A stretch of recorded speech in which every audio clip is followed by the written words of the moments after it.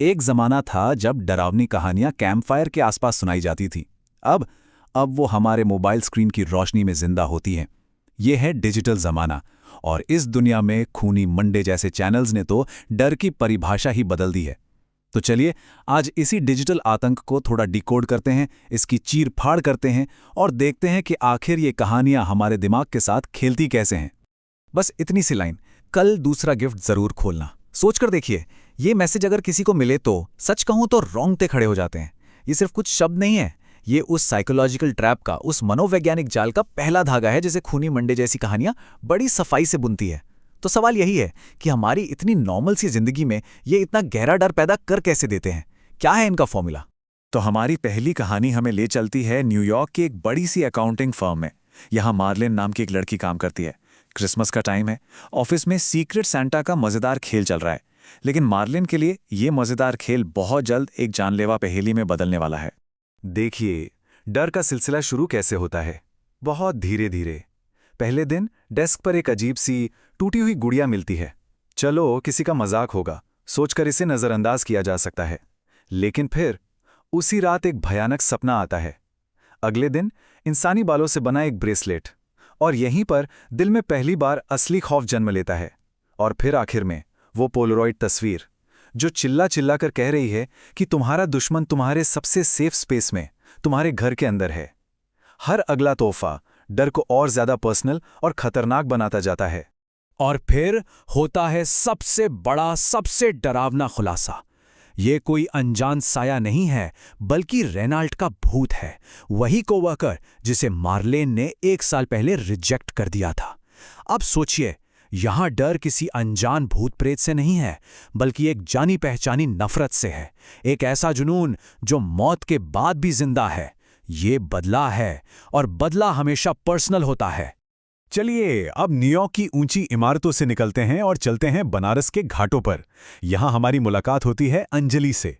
अंजलि एक bank cashier है और इसके घरवाले उसके लिए एक अच्छा रिश्ता ढूंढ रहे हैं। मतलब एक टिपिकल अरेंज मैरिज वाली सिचुएशन जो बहुत जल्द एक अलौकिक श्राप की कहानी बनने वाली है। अंजलि की दुनिया एकदम किसी खूबसूरत सपने जैसी लग रही है। उसे आदित्य के रूप में एक परफेक्ट पार्टनर जो मिल गया है, लेकिन तभी अजीब घटनाएं शुरू हो जाती हैं। कभी सीढ़ियों से गिर जाना, कभी चाय से हाथ जल जाना। शुरू में ये सब महज इत्तेफाक लगता है, पर कब तक?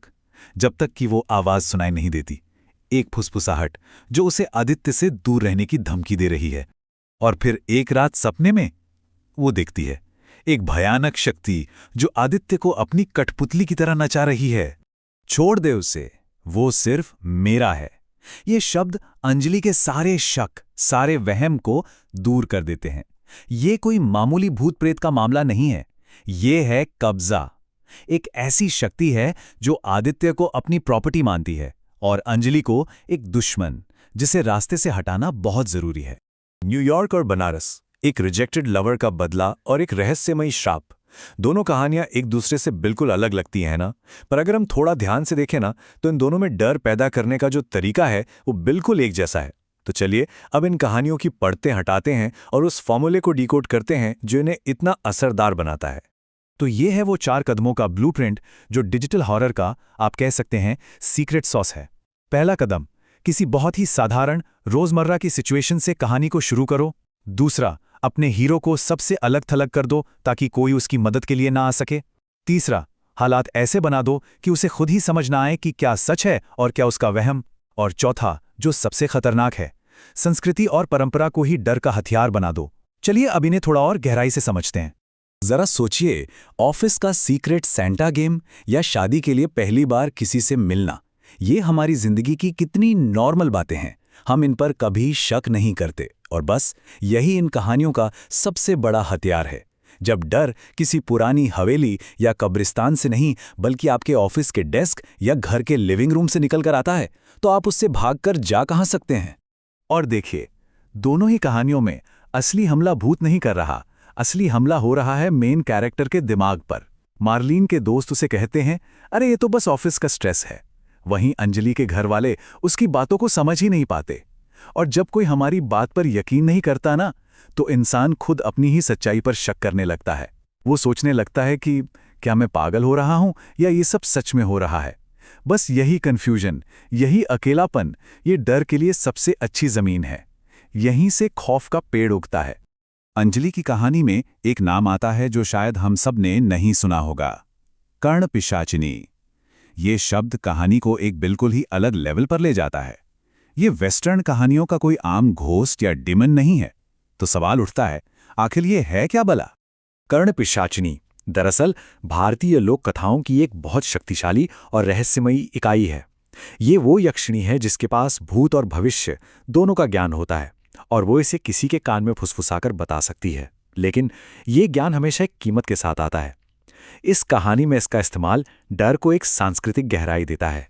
ये सिर्फ एक डरावनी शक्ति नहीं है, बल्कि एक ऐसी शक्ति है जो हमारी मान्यताओं, हमारे अंधविश्वासों से जुड़ी है। इस टेबल से इन दोनों कहानियों का फर्क बिल्कुल साफ हो जाता है। एक तरफ है रेनॉल्ट का भूत, जो कि एक पर्सनल बदले की कहानी है, एक ऐसा कॉन्सेप्ट जो हमें हॉलीवुड फिल्मों में अक्सर दिखता है। लेकिन दूसरी तरफ है कर्ण पिशाचिनी, जो सिर्फ भारत की सांस्कृतिक मिट्टी में ही उग सकती है। उसका मकसद बदला लेना नहीं, बल्कि नियंत्रण करना है, कब्जा करना है। और यही चीज डर को ग्लोबल से लोकल बना देती है, और इसीलिए ये ज्यादा असरदार महसूस होता है। तो अब आते हैं सबसे दिलचस्प सवाल पर। अगर ये कहानियां इतनी डरावनी हैं, अगर ये हमारे दिमाग से खेलती हैं, तो हम इन्हें देखते ही क्यों हैं? आखिर डर के इस कुएं में हम अपनी मर्जी से क्यों कूदना चाहते हैं? क्या मजा आता है इसमें? खूनी मंडे जैसी कहानियों की कामयाबी का राज असल में इसी ब्लूप्रिंट में छिपा है। ये हमें उस दुनिया में डराते हैं जिसे हम अच्छी तरह जानते पहचानते हैं। ये हमारे ही मन में शक का बीज बोते हैं। ये हमारी संस्कृति की पुरानी कहानियों को एक नया मॉडर्न ट्विस्ट देते हैं।